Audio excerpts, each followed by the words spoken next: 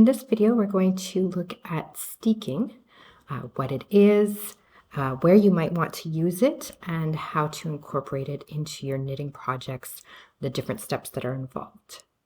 So steeking is a method of working in the round and then cutting your piece open into a flat piece of knitting.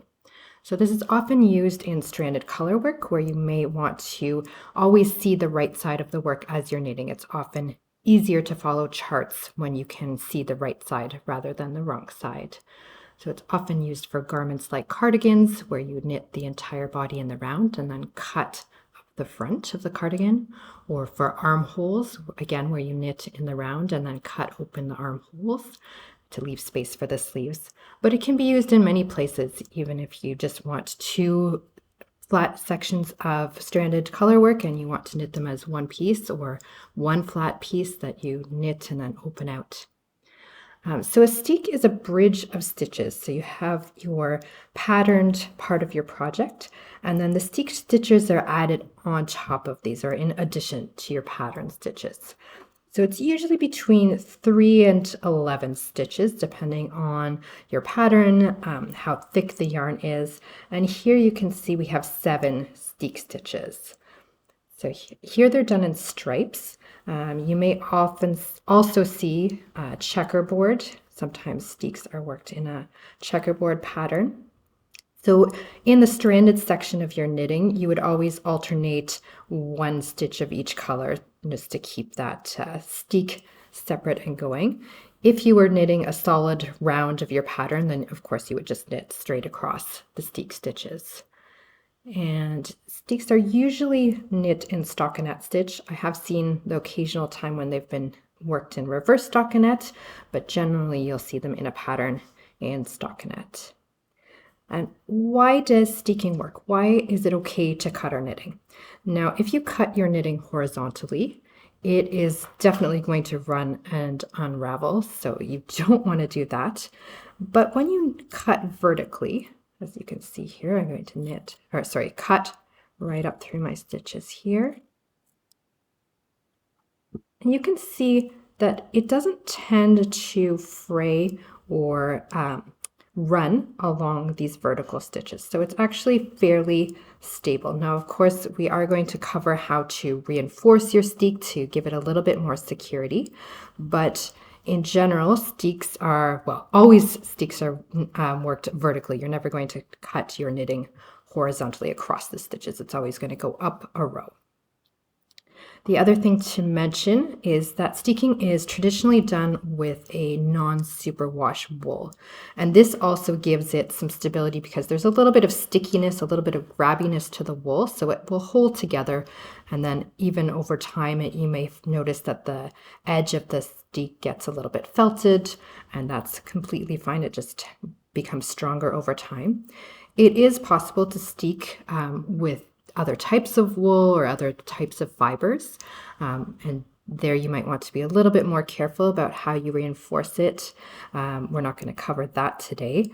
We'll stick with the non-superwash wool, and especially for your first steeking project, I would recommend sticking with a wool, non-superwash, not too slippery wool to give you some extra confidence and security as you work your first steek. What are the different steps to steeking? So first of all, you're going to make sure that you incorporate your steek stitches or your steek bridge in your project as you knit. Then you're going to prepare and reinforce the steek.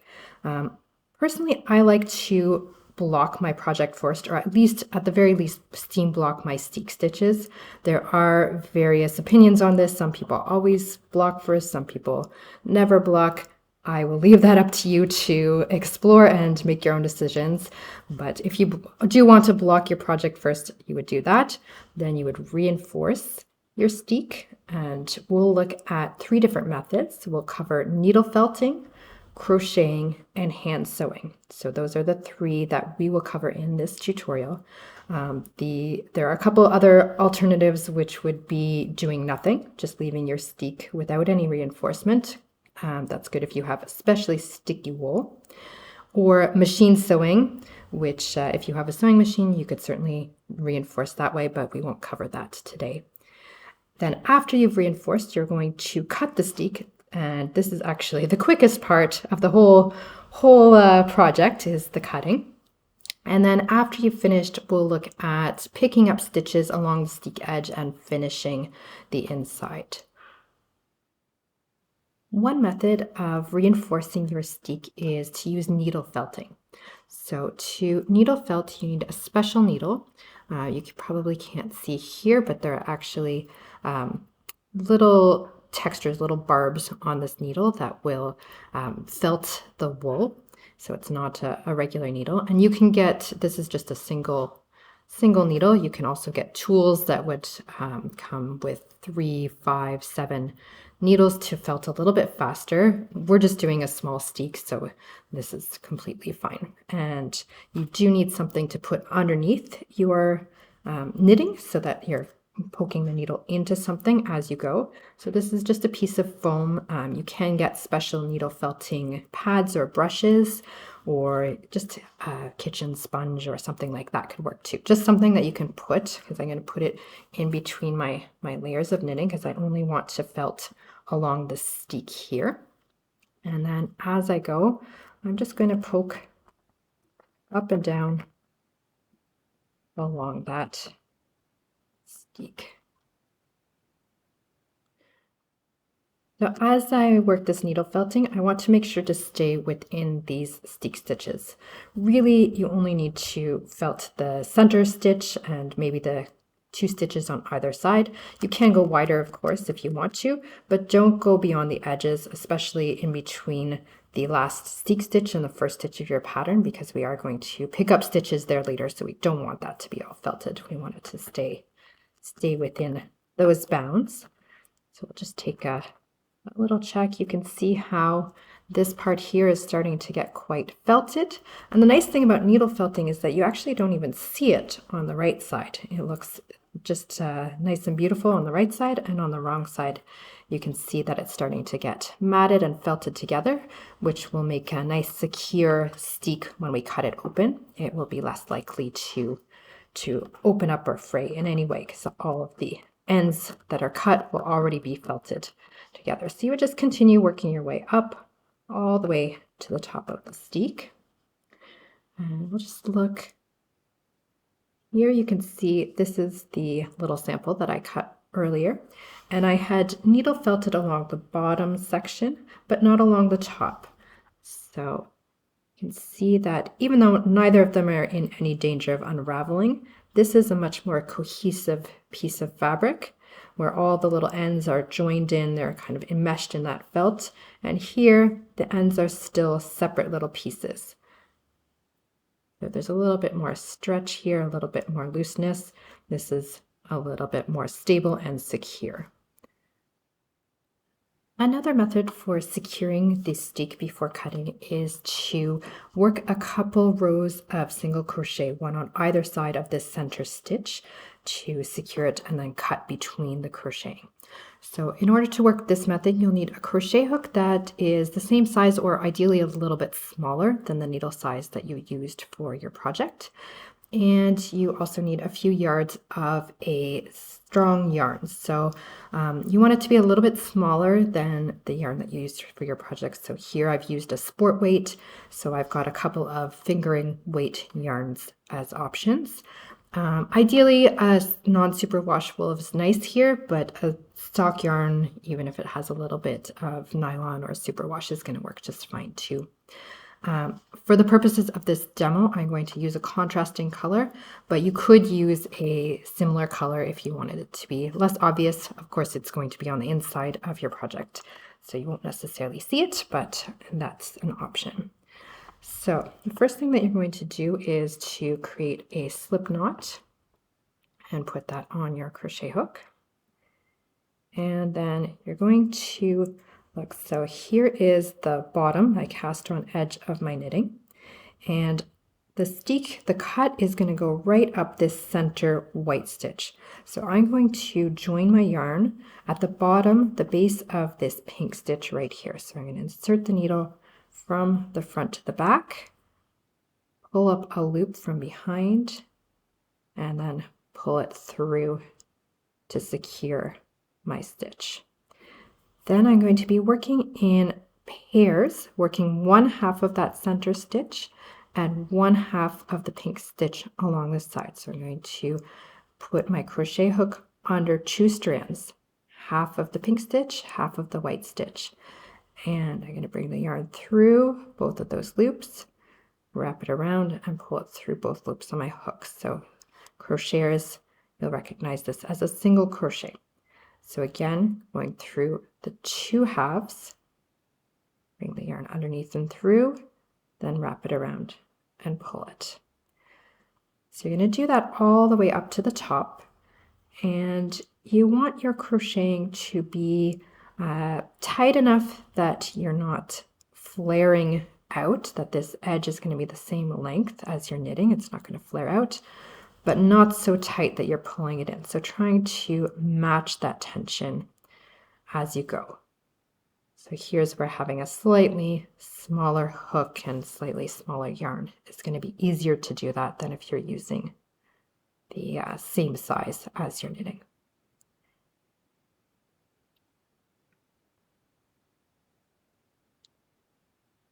You can see I've got 1/2 of the white stitch showing, 1/2 of the pink stitch showing, and the crochet, single crochet in between.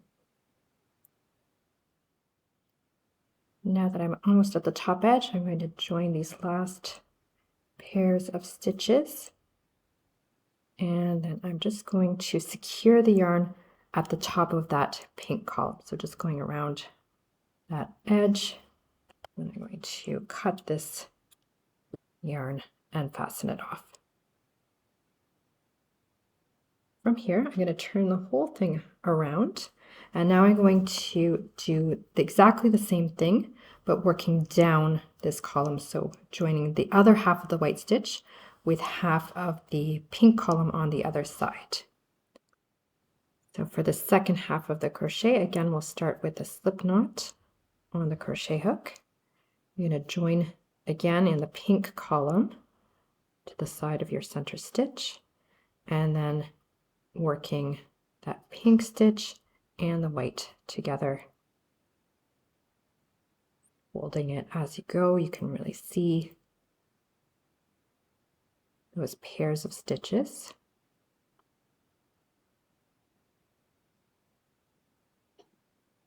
And what's happening here is that you can see you've got 1/2 of the crochet, the other 1/2 of the crochet, and you'll be very easily able to see exactly where to cut right in between that line of stitches, and the 2 edges will be encased in a single crochet.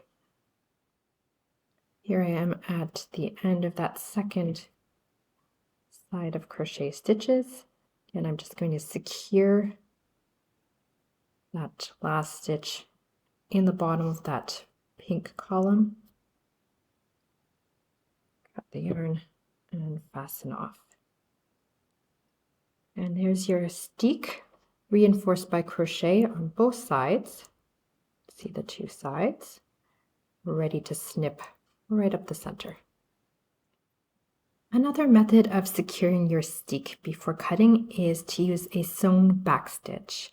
So here, because we're working on a checkerboard pattern, I'm going to baste up the center stitch just so I know exactly where it is. If you were doing a steek on a solid pattern, a solid section of your sweater, for example, if you had a solid sweater with a pattern yoke and the body of the sweater was all in one color, again, it might be helpful to use a basting stitch just to mark that center stitch. Of course, if you're working on a stripe like this where the center stitch is really obvious, you could definitely skip this stitch. So to baste, I'm using just a contrasting color. Here we're using a strong yarn, so a sock yarn or something smooth, thin, and solid is helpful. And I'm going to make sure that I'm going right up that center column of stitches. So to baste, I'm just going to take big stitches, just making sure the needle is going in and out right through that center column. And here I'm just using a blunt tip tapestry needle because I really just want to go smoothly in and out. That's just to mark my center stitch. And that's it. I can just leave that basting there. So then to move on to the back stitch, here I'm going to use a contrasting color so that you can see it really well. I'm just going to take a length of this blue yarn. And for this section, I'm going to use a sharp tip needle because I actually want to go through the strands of the yarn rather than just between the stitches. I'm going to work the back stitch on the stitch on either side of that center stitch. So that first column of back stitch is going to go on this side. I'm going to bring the needle up and actually just going to go around the edge to secure it, coming up one stitch further and then going back down. So you're always going to come up one stitch further. Get that tail out of there. And here, as I mentioned, I'm not trying to go between the stitches. I'm actually trying to go through the stitches a little bit. So I'm catching those that yarn on my needle just to have it be a little bit more secure and bind those stitches into place. So just working my way all the way up the column, and you can see from the wrong side that that's a nice line of back stitching there. It's okay if it's a little bit messy, as long as it's straight right up that center of that column of stitches. I'm going to complete this side, bind off or cut the yarn, and then just do a second column up that other side. Here I am just at the very end of that second column of back stitches. I'm just going to go around the edge and back down to finish. It's the moment we've been waiting for. It's time to actually cut our steeks. So I recommend just getting a piece of cardboard or something just to put underneath your steek where you're going to cut it, just to make sure that you only cut this top layer of fabric and you don't accidentally cut your work underneath as well. And you'll want a pair of sharp scissors. So this is the sewn reinforced steek, and we're just going to cut up that line of basting stitches. So don't worry if you cut the basting thread, it's just going to come right out. So all you're going to do, take your scissors, slowly but surely, just cut up that line of stitches.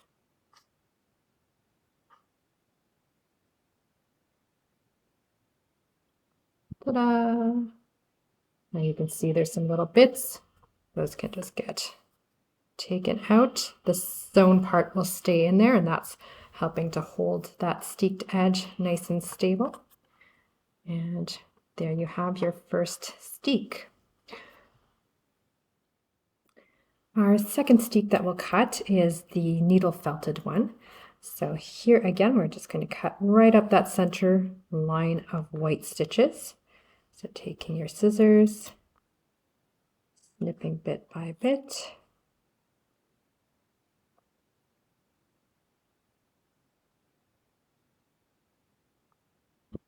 And there we have our nice needle felted edge, nice and stable on both sides. Okay, the last steek to cut is our crocheted steek. Here I've just swapped out the color for a lighter color so it's a little bit easier to see. And you can see how the two sides kind of pull away from each other. So you're going to be cutting right in between that line of crochet stitches without cutting the blue thread, blue yarn. So as you go, it should become easier and easier to see. I'm cutting all those pink and white strands in between the two sides of the blue crochet.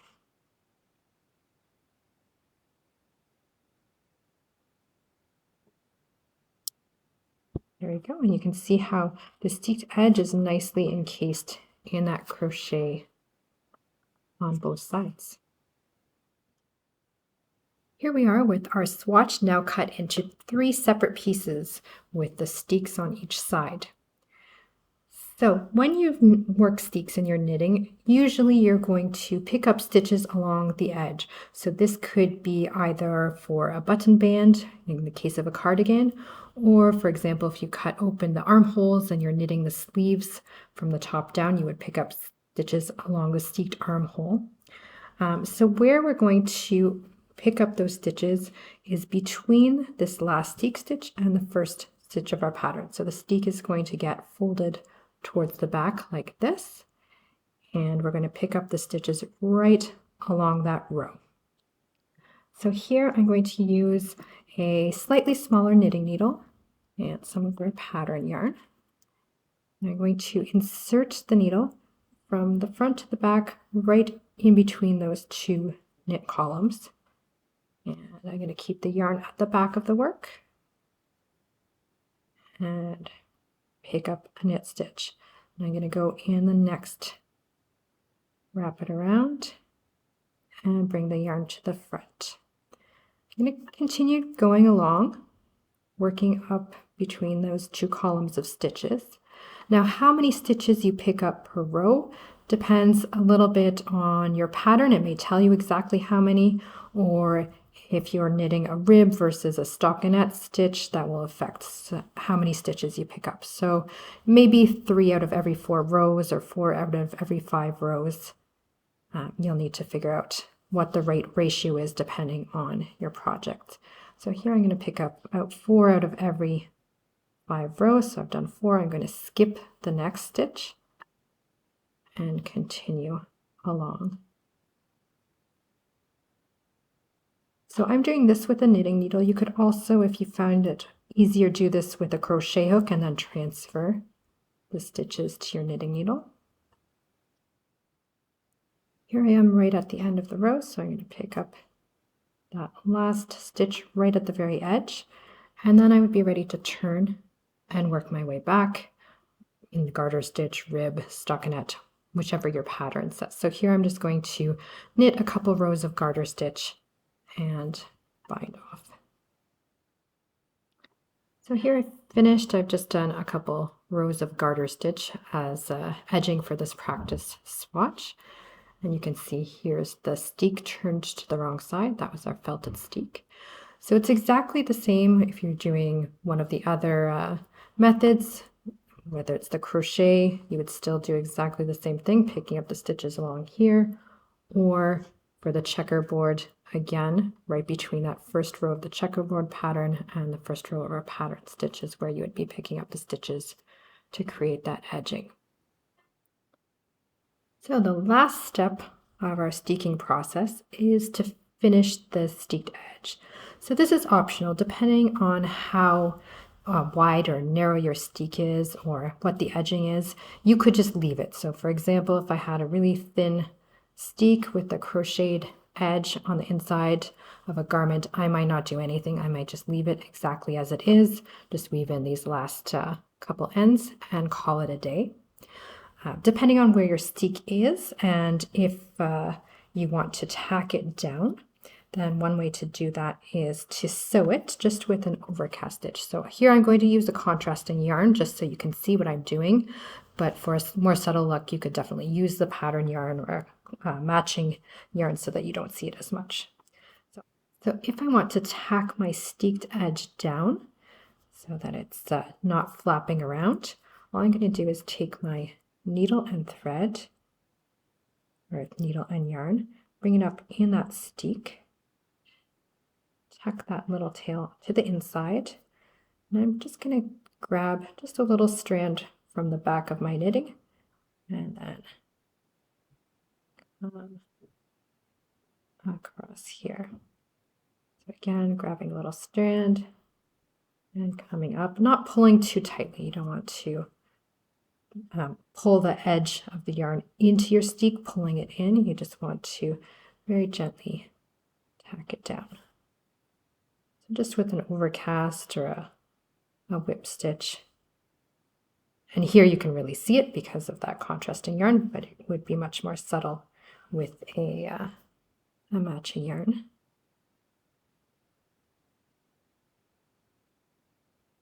And you want your stitches to be not too big, but also not too small. They don't need to be very close together, just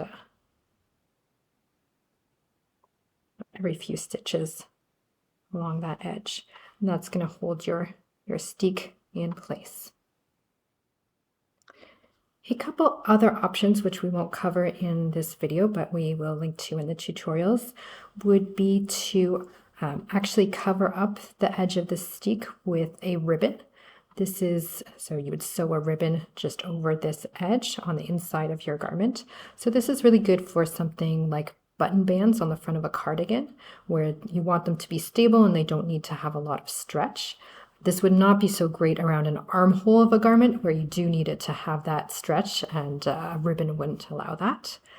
And another option is a steek sandwich, which again we'll link to, where you actually knit a double layer of a front band or like a button band that would cover up that steek. So you would pick up and knit the stitches from the outside and then actually pick up and knit stitches from the inside and join them together so that the steek is right inside.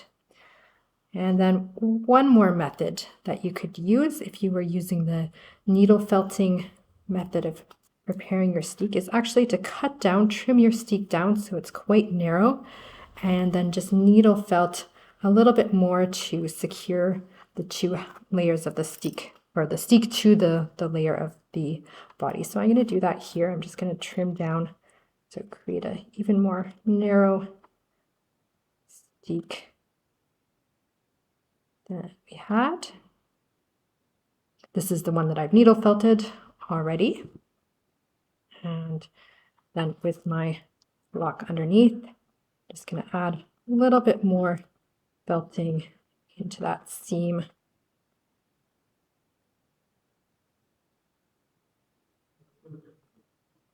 I won't do the whole thing, but you can see how now this part is kind of glued or stuck to itself. I wouldn't do too much though, because you can see how it will start to pull color through to the right side. So just a little bit, just enough to secure it without going overboard. So there you have it. There are several methods of preparing your steek and finishing your steek, and I hope that you have fun on your steeking adventure in lots of different ways.